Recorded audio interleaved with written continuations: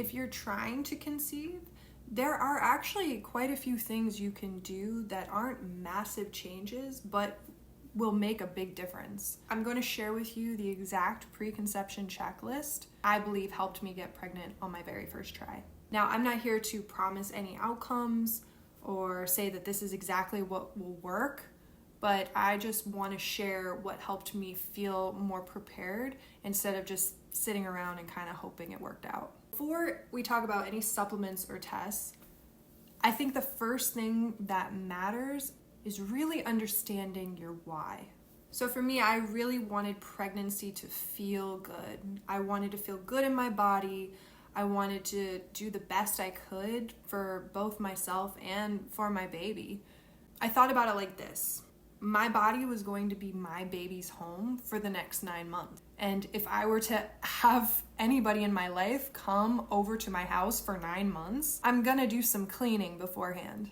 And you might have a completely different set of reasons as to why you want to prepare beforehand, and that's totally fine. What I'm saying is to just get super clear on your why, because that clarity makes everything else easier. So once I was clear on my why, I started looking at what was actually in my control on a day-to-day basis.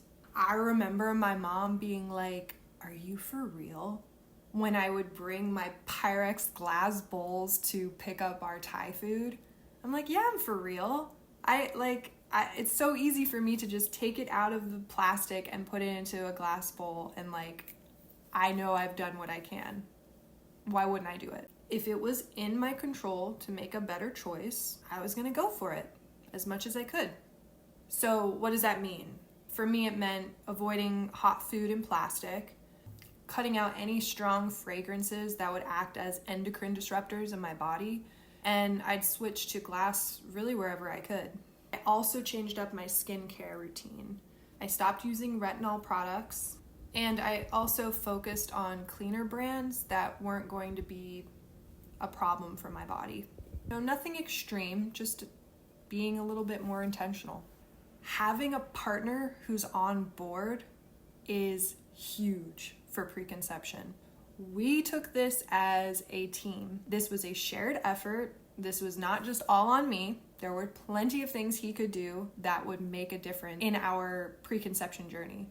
He started taking a multivitamin, avoided saunas and hot tubs. Not that that's really a big part of our life, and he made a real concerted effort to not keep his phone in his pocket, either put it on the table or to put it in a backpack or put it even in his back pocket if that was the best he could do. Just getting into a habit of not having his phone in his pocket. I can't emphasize enough how important it is that both people are really on board and are doing their equal share. I think it genuinely prepares you to come into this next season as a team. I don't think it's something that can be skipped. On top of a high quality prenatal, my doctor recommended a few specific supplements that I wouldn't have thought of before. Vitamin D, fish oil, calcium and magnesium, choline, and a probiotic. I started these about 3 months before getting pregnant, and I took them all throughout pregnancy and actually well into postpartum as well. Now, I'm going to be honest, this was not the cheapest route, and we had to make some sacrifices and figure out where this was going to come from in our budget. But again, our why was big enough that we figured it out and did what we needed to do.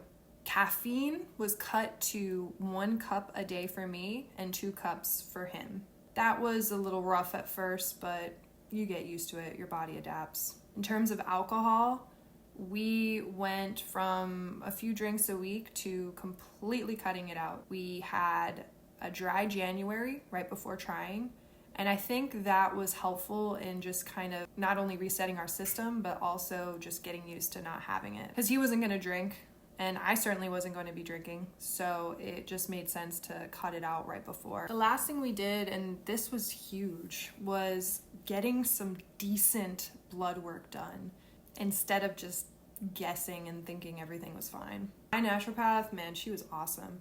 She created a preconception comprehensive panel that looked at my vitamin D, my ferritin levels, to look at my iron, TSH levels, HbA1c, homocysteine, showed me exactly what I needed to work on.